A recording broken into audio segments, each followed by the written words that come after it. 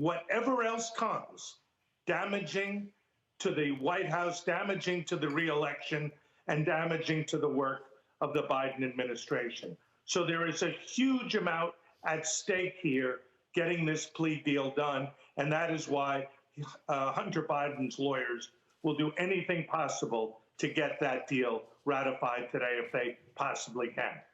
This is a big day potentially for Gavin Newsom because if what Charlie and you are hypothesizing plays out, he will do everything he can to project his candidacy. Well, of course, Hunter Biden's plea deal did not go through, and even some Democrats like Doug Schoen think that that could derail President Biden's 2024 campaign, which begs the question, will California Governor Gavin Newsom enter the race full steam?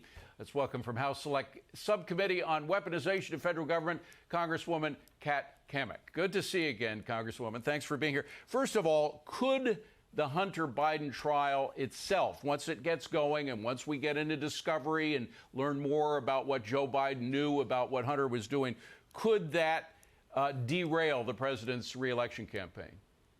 Well, it's good to see you too, David. And yes, I think it absolutely could. This is an administration that has, quote, prided itself on getting to the bottom, to truth, to being an open book and transparency and all about accountability. Yet what we are seeing play out in front of our eyes when the judge today asked if there were any additional investigations ongoing into Hunter Biden, and they said yes.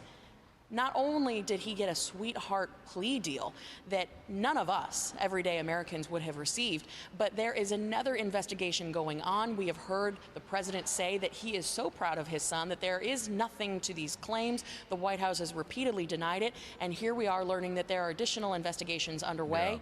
Yeah. And at the end of the day, Americans, they want the truth, and the White House deserves to give it to them. Well, Democrats were pretty flustered today.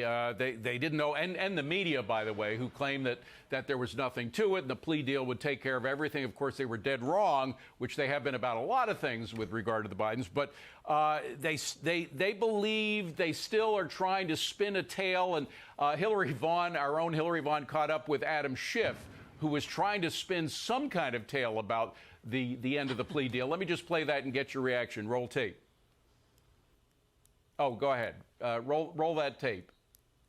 Oh, you don't have it. But again, the president, when he was a senator, crafted gun legislation. As president, he talks often about the need to get illegal firearms off of our streets. So when someone possesses one illegally, what does the president believe should happen to them? The president has been very clear. You just laid out where his position has been, what his policies has been, what he was able to pass into law. I'm going to be very mindful here. I'm going to be very careful because I see where this question is going, and I'm just going to refer you, as this has been an independent investigation. It's overseen by the Department of Justice. I'm going to let them speak to this.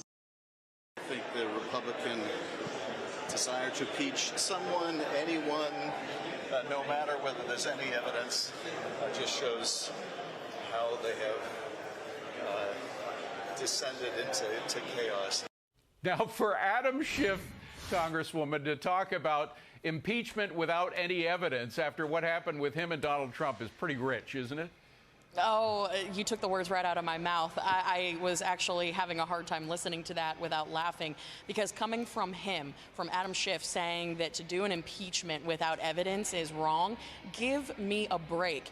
Let us not forget the sham impeachment of President Trump that the Democrats were so focused on over a phone call. But as we know in this White House, it's rules for thee, not for me, and that's why Hunter Biden is getting these sweetheart deals, and the White House is doing everything they can to make sure that Hunter has no consequences. Now, I got to ask you about one issue on the other side of the aisle, which is Governor Ron DeSantis cutting about a third of his campaign staff. I'm just wondering, how can he get, if at all possible, how can he get his momentum back into the race?